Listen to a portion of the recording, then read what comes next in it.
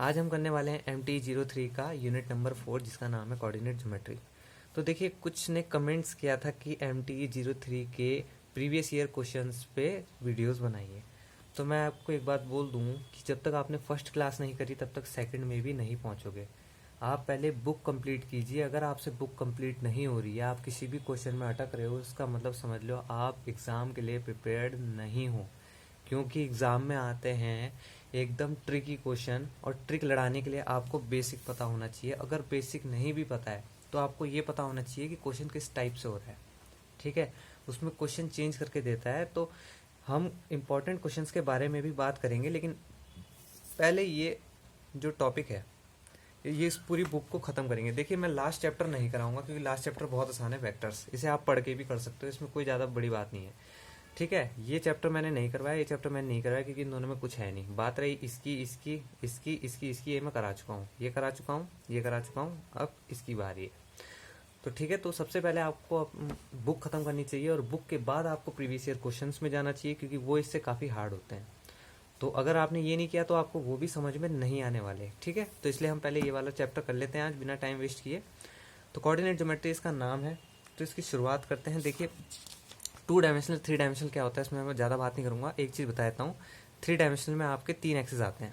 ठीक है, एक ऐसे आ जाता है, एक ऐसे आ जाता है, एक ऐसे आ जाता है। तो इस किसी भी पॉइंट में जब भी पॉइंट होते हैं, कोई भी लाइन में कोई पॉइंट होता है तो उन्हें एक्स वाई जेड से डिनोट किया जाता है 3D में। 2D में क्या होता है, एक्स और वाई। ठीक है, तो यही होता है 3D। जब एक्स वाई जेड दे देगा पॉइंट, मतलब कोई भी 3 पॉइंट दे देगा तो इसका मतलब वो 3D की बात कर रहा है, और जब भी 2 पॉइंट दे देगा तो वो 2D की बात कर रहा है।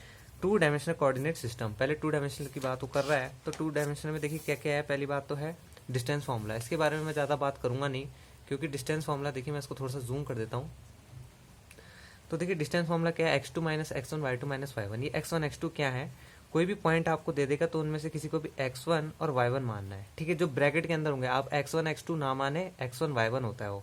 ये अगर कोई लाइन है तो इसका जो ये वाला पॉइंट होगा ये होगा x1 y1 और ये होगा x2 y2। अब अगर बोलता है डिफरेंस, डिफरेंस निकालो, मतलब सॉरी डिस्टेंस निकालो। डिस्टेंस या लेंथ दोनों एक ही बात है, मैं आपको पहले बता दूं।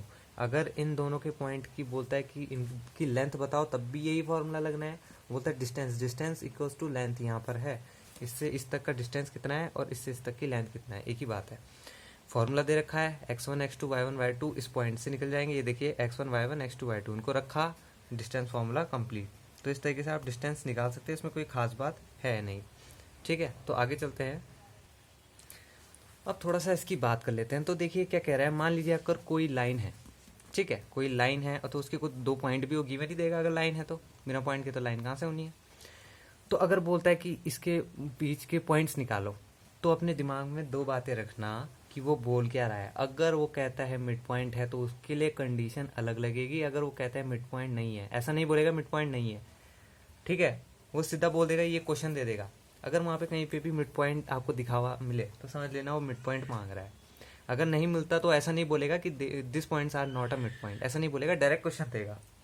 ठीक है, तो देखिए क्या करना है आपको। अगर मिड पॉइंट बोलता है या मिड पॉइंट नहीं बोलता तो इसके बारे में आप थोड़ा एक क्वेश्चन के थ्रू हम समझते हैं।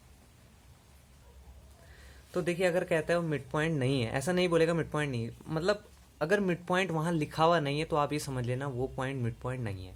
और जब मिड पॉइंट नहीं है, मान लीजिए ये कोई लाइन है, बोल देता है ये कुछ पॉइंट है, ये कुछ पॉइंट है, तो बोल देता है ये वाला पॉइंट निकालो जो इस लाइन को डिवाइड कर रहा है। अगर बोलता है इक्वली, तब आपका फॉर्मूला ये वाला लगेगा। इसका मतलब इक्वली डिवाइड कर रहा है, मतलब क्या है, वो मिड पॉइंट है। कभी कभार बोलता है कि this point is mid point, find the mid points of the 2 given points, ऐसे बोल देता है। ठीक है, तो क्वेश्चन के थ्रू समझाता हूँ आपको। देखिए अगर वो मिड पॉइंट नहीं है और किसी 2 पॉइंट के बीच का पॉइंट आपसे निकलवा रहा है और रेशियोज आपको गिवन है कि किस रेशियोज में उसने पॉइंट को डिवाइड किया है, तो ये हो गए आपके रेशियोज m और n। ये देखिए ये क्वेश्चन में आपको गिवन देगा, एक क्वेश्चन के थ्रू भी समझाऊंगा मैं आप लोगों को।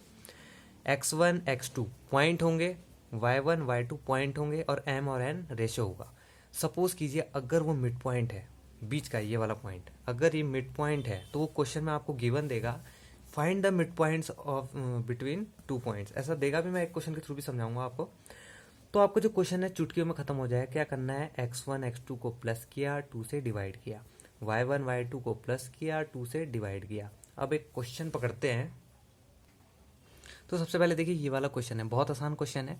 कह रहा है find the coordinates of the point which divides. Divides क्या करता है? डिवाइड्स। ये इसको हम कैसे डिनोट करते हैं? एक्स बार वाई बार, वही वो मांग रहा है। कोऑर्डिनेट्स निकालना है आपको उन पॉइंट्स की जो डिवाइड कर रही है इस लाइन को। मतलब ये कोई लाइन है, एक का पॉइंट है ये, दूसरे का पॉइंट है ये है आपका 1 2, ये है आपका 4 3।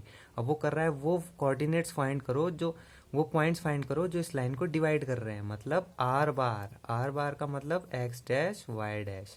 अब इसको निकालने के लिए आपके पास फॉर्मूला आता है x dash equals to m x 2 plus n x 1, यहाँ पर लिखा भी है और मैंने अभी आपको बताया भी, अपॉन एन प्लस एन। तो देखिए अब दोस्त ने क्या क्या दे दिया है, आपको ये चीज़ निकालनी है, ये उसने आपको गिवन दिया है, ये भी उसने आपको गिवन दिया है। अब देखिए उसने आगे क्या बोला है, इन द रेशो 3:2, मतलब m रेशो n भी उसने आपको दे दिया है 3:2। अब इससे आसान क्वेश्चन तो पूरी बुक में नहीं मिलने वाला। m की वैल्यू भी वो दे चुका है, n की वैल्यू भी वो दे चुका है। x1 x2 मैंने आपको बताया, ये होगा आपका x1 y1, ये होगा आपका x2 y2। तो वैल्यू डालिए, x बार आ जाएगा। उसी तरीके से y बार भी आएगा, बस x की जगह y लग जाएगा, बाकी पूरी इक्वेशन सेम रहेगी। ठीक, तो इस तरीके से आपको इजीली वाला क्वेश्चन भी हैंडल हो जाएगा। अब नेक्स्ट वाला देखिए, ये थोड़ा अच्छा सा है। कहता है find the ratio in which the points, ये डिवाइड कर रहे हैं इस लाइन को। अब देखिए वो क्या बोल रहा है, अब वो ये फाइंड आउट करने के लिए कह रहा है m/n। कैसे करेंगे? तो देखिए इसका मैं एग्जाम्पल आपको दिखाता हूँ। ये देखिए ये एग्जाम्पल है 6th वाला। उसने कहा आपको ये चाहिए m/n, गिवन क्या दिया है x2 x1, और वो भी दे दिया है x बार y बार। देखिए क्या बोलता है, find the ratio in which point, ये वाला पॉइंट जो है डिवाइड कर रहा है लाइन को, इसको और इसको। जब कोई पॉइंट डिवाइड करता है किसी भी लाइन को तो हम उसको किससे डिनोट करते हैं, एक्स डैश और वाई डैश, इससे हम डिनोट करते हैं। ठीक है, क्योंकि ये पॉइंट डिवाइड कर रहा है इन दो को, जैसे यहाँ पर क्या कर रहा था, ये पॉइंट डिवाइड कर रहा था इन दो को। ठीक है, अभी ये नहीं बोला है मिड पॉइंट पे, तो मिड पॉइंट का फॉर्मूला अभी नहीं लगाना है, ये वाला फॉर्मूला अभी नहीं लगेगा क्योंकि उसने मिड पॉइंट नहीं बोला है। इसका फॉर्मूला मैं आपको बताऊंगा कहाँ यूज़ करना है, फिलहाल इसकी बात कर रहा है वो। तो देखिए ये पॉइंट, ये वाला पॉइंट जो है -2 2, ये डिवाइड कर रहा है इस लाइन को। ठीक है, अब देखिए सॉल्यूशन की तरफ देखते हैं। ये आपको गिवन है, ये x2 x1 गिवन है, m प्लस n की वैल्यू निकालनी है। तो देखिए इनकी वैल्यू रख दीजिए, उसके बाद ये यहाँ मल्टीप्लाई हो जाएगा 2 के साथ, तो मतलब 2 -2m -2n हो जाएगा। m और n की इस इक्वेशन को सॉल्व करके वैल्यू निकल जाएगी। जब भी आपको ऐसे आता है, कैसे मतलब मल्टीप्लाई में, तो इसको इधर भेजिए, उसको इधर भेजिए, और जो वैल्यू ऐसे आ जाएगी, m की वैल्यू 4 है और n की वैल्यू 6, मतलब सॉरी 5 है, तो उसे आप इस तरीके से लिख सकते हो m/n 4/5। अब देखिए आपके पास mn आ गया, पर इसको निकालने का एक और तरीका है। जरूरी नहीं है कि मैंने निकाला तो ये पत्थर की लकीर हो गई, ऐसा कुछ नहीं है। आप इसको इस फॉर्मूले से भी निकाल सकते थे। क्यों? y डैश भी आपको गिवन है, y1 y2 कैसे, देखिए x डैश आपने क्या रखा -2, y डैश क्या है 2, y डैश की जगह देखिए ये वाला फॉर्मूला, y डैश की वैल्यू आपके पास है, y1 y2 भी आपको ऑलरेडी उसने दे रखा है, y1 y2, इससे डाल के भी आप m और n की वैल्यू निकाल सकते हैं, कोई फर्क नहीं पड़ता, इक्वल आएगी। ठीक है, मैंने x डैश से किया है, आप चाहे तो यही वैल्यू इस फॉर्मूले से भी निकाल सकते थे, कोई फर्क नहीं पड़ता, सेम वैल्यू आनी है। आई होप आपको समझ में आया होगा। अब एक क्वेश्चन और देखते हैं। अब देखिए E6 देखिए, कह रहा है फाइंड द रेशियो इन विच, ये पॉइंट जो है डिवाइड कर रहा है इसको। देखिए सेम इसकी तरह क्वेश्चन है, ये पॉइंट यहाँ पे डिवाइड कर रहा था इन दोनों को, और रेशियो गिवन थे, यहाँ पे ये पॉइंट डिवाइड कर रहा है इन दोनों को, तो रेशियो निकालना है। कैसे निकालेंगे? वही formula x dash equals to mn करके, जो था mx2 plus nx1 upon m plus n। तो रेशियो मांग रहा है, इसकी वैल्यू आपको पता है, कौन सा है ये जो डिवाइड कर रहा है, ये देखिए पॉइंट डिवाइड्स द लाइन, ये आप ये कर रहा है डिवाइड इस लाइन को। x डैश आपके पास ये है, y डैश आपके पास ये रहा, x1 x2 भी गिवन है, ये हो गया x1 y1 x2 y2। x1 x2 की वैल्यू डालें, m और n की वैल्यू निकाल सकते हैं, या फिर x डैश की जगह y डैश वाला फॉर्मूला यूज कर लें। x1 y डैश आपके पास 4 है, y1 y2 भी आपके पास गिवन है, m प्लस n की वैल्यू इजीली निकाल सकते हो। नेक्स्ट की बात करते हैं, if one end of the line segment is -4.2। इस क्वेश्चन को जरा आप ध्यान से देखें, क्या कहता है, अगर एक एंड किसी लाइन का, मान लीजिए ये कोई लाइन है, ठीक है, देखिए जब एग्जाम में पूछा जाएगा इस तरीके का डायग्राम बनाए, आपका आधा जो सॉल्यूशन है वो डायग्राम के साथ ही खत्म हो जाएगा। ठीक है, आपको समझ में आ जाएगा वो बोल के रहे। देखिए क्या बोलता है, one end of a line segment ये है -4 2, कहता है एंड द मिड पॉइंट। देखिए मिड पॉइंट बोल दिया है उसने, इस बार उसने मिड पॉइंट कर दिया है। या तो मिड पॉइंट बोलेगा या तो बोलेगा कि ये जो पॉइंट है इक्वली काट रहा है इस लाइन को। अब क्या कहता है, find the coordinates of the other end of the line, मतलब आपको ये निकालना है। ठीक है, अब आप खुद सोचिए, अगर मिड पॉइंट गिवन है, एक पॉइंट गिवन है, तो कौन सा फॉर्मूला लगेगा, तो मैं आपको बता देता हूँ।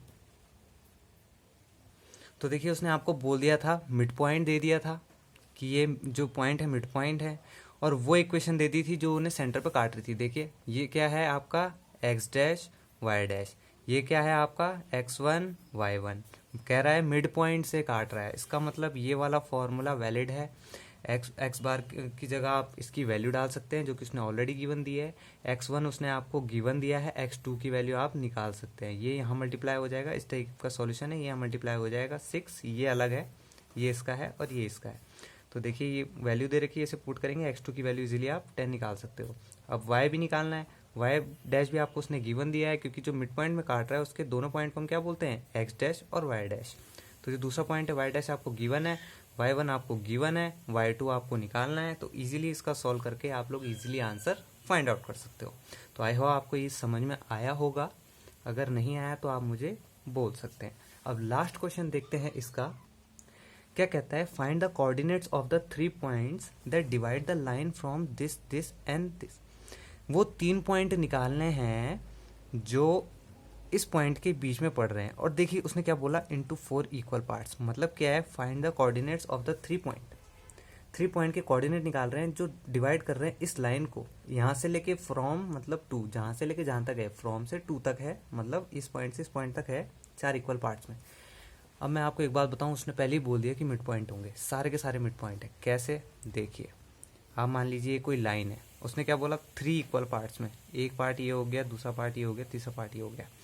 इक्वल पार्ट्स का मतलब क्या है, सारे के सारे जो हैं मिड पॉइंट है। कैसे, मान लीजिए इक्वल पार्ट्स, ये 3 है, ये भी 3 है, ये भी 3 है और ये भी 3 है, सबका डिस्टेंस ले लिया मैंने।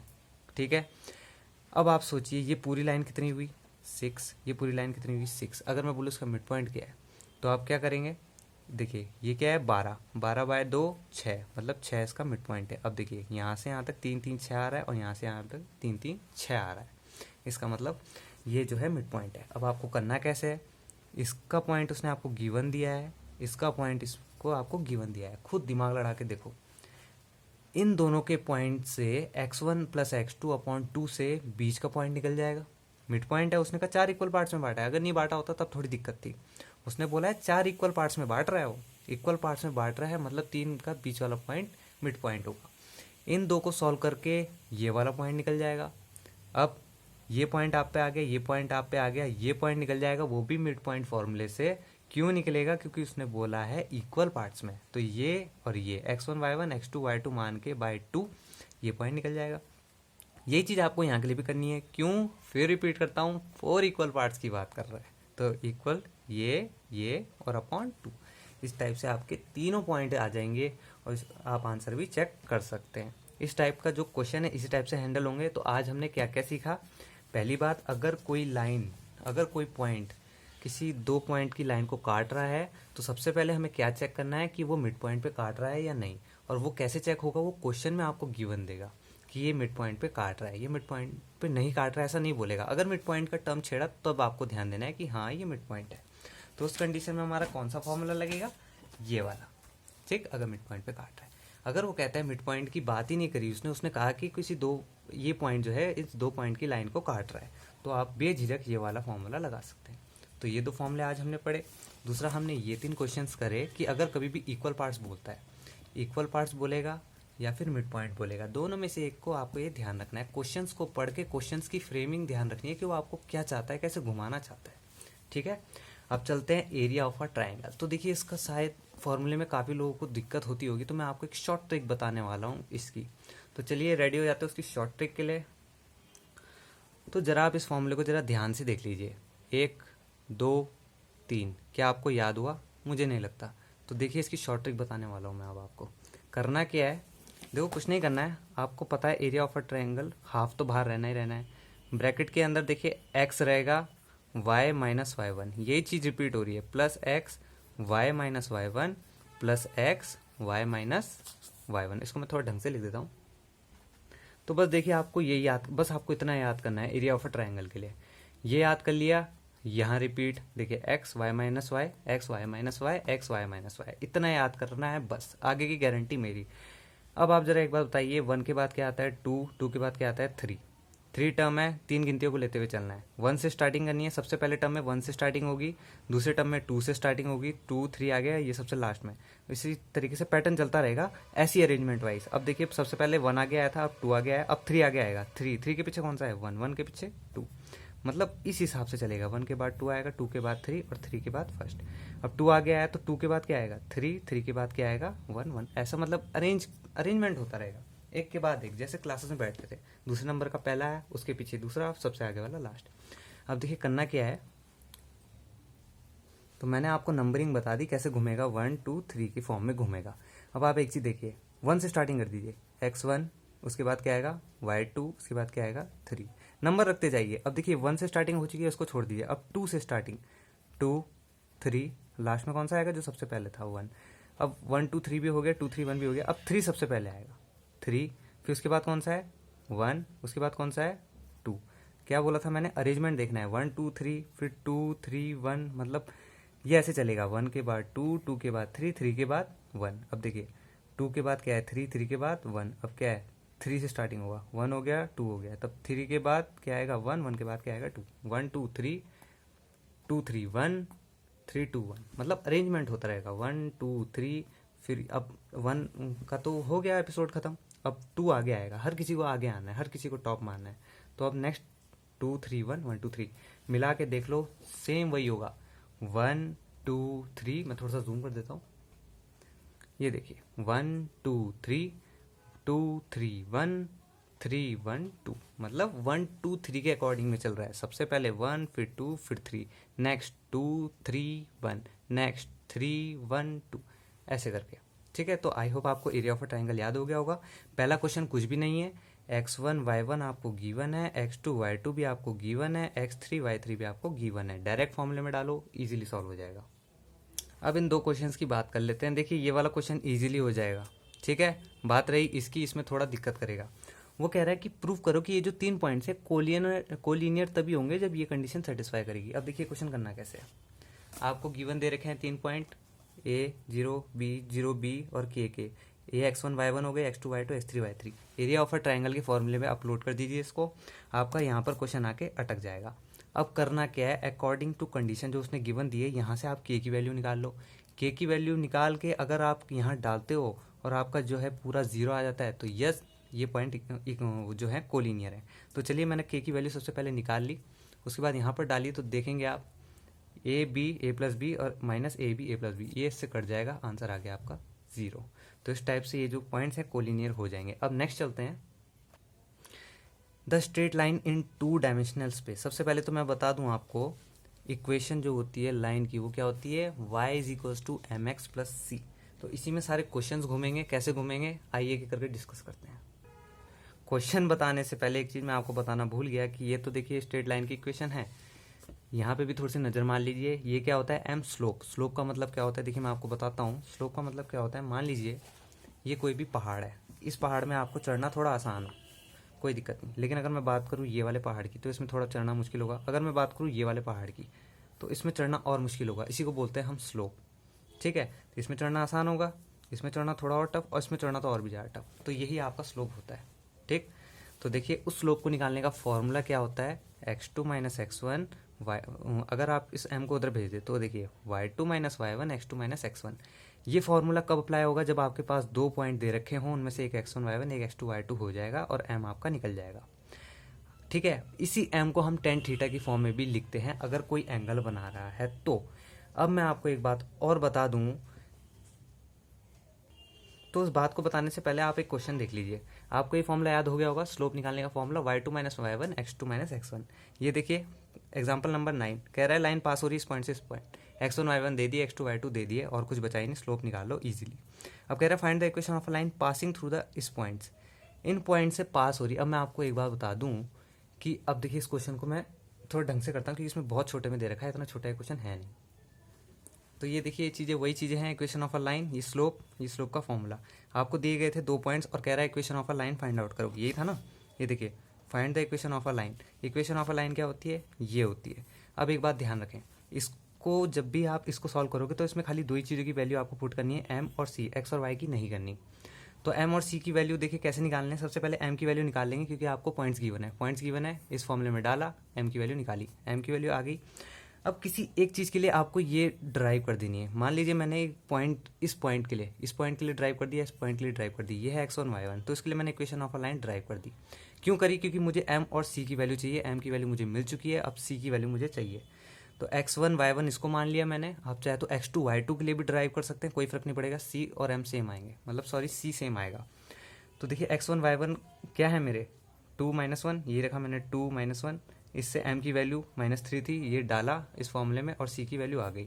जब भी find the equation of a line बोलेगा, इसमें ना ही x की वैल्यू आएगी ना ही फाई, ओनली m और c की वैल्यू आपको पुट करनी है। तो यही आपकी इक्वेशन ऑफ अ लाइन होगी। मैं एक बार फिर बता देता हूँ, इक्वेशन ऑफ अ लाइन जब भी आप फाइंड आउट करें, m और c की वैल्यू ही निकलेगी। पॉइंट दिए गए थे, m की वैल्यू आ गई, इसको मैंने फर्स्ट इक्वेशन के लिए ड्राइव किया और यहाँ से मैंने c की वैल्यू निकाल ली। x1 y1 का मतलब ये इसके लिए ड्राइव किया मैंने। कौन सी लाइन है जो इस पॉइंट से पास हो रही, तो वो इसके लिए। अगर मैं x2 y2 लिखता तो मैं ये वाली के लिए करता। ठीक, तो इस हिसाब से आपका ये वाला क्वेश्चन भी क्लियर हो गया। तो देखिए, जिस हिसाब से हमने ये वाला क्वेश्चन किया उसी की तरह नेक्स्ट वाला भी होगा, 11 का बी। उसमें भी कुछ नहीं है, देखिए कह रहा है find the equation of a line in 2 point से जा रही है, उसमें भी सेम एज इट इज इसी से होगा। अब इसकी बात करते हैं कि find the equation of a line जिसका स्लोप आपको गिवन है और इससे जा रही है। कहना क्या चाहता है कि m1 आपको गिवन है और इससे जा रही। बहुत ईजी हो गया क्वेश्चन, आपको पता है आपको ये इसमें m और c की वैल्यू पुट करनी है, आप ये जानते हैं। तो देखिए क्या कह रहा है, फॉर x और y के लिए मैंने दोबारा करी क्योंकि मुझे क्या चाहिए, c की वैल्यू चाहिए, m दे रखी। इसका आधा स्टेप, m तो हमारे पास ऑलरेडी गिवन है, इसका आधा स्टेप दोबारा चलना है। x1 y1 के लिए उसने हमें दे रखी है, x1 y1 आपको दे रखे हैं, उसके लिए आप equation of a line drive कर लो। मतलब क्या होगा, y1 x1, m आपको ऑलरेडी गिवन है, यहाँ से m की वैल्यू डाली, ये x1 y1, यहाँ से आ गया c आ गया। इक्वेशन ऑफ अ लाइन क्या होती है, y = mx + c, और जब ये इक्वेशन आ गई तो सिंपल सी बात है, आपके पास c है, m है, तो ये वाला क्वेश्चन भी आपका क्लियर हो जाएगा। आगे की जितनी चीज़ें उसे हम कवर करेंगे नेक्स्ट लेक्चर के अंदर। इसी के साथ आपका ये वाला लेक्चर खत्म होता है।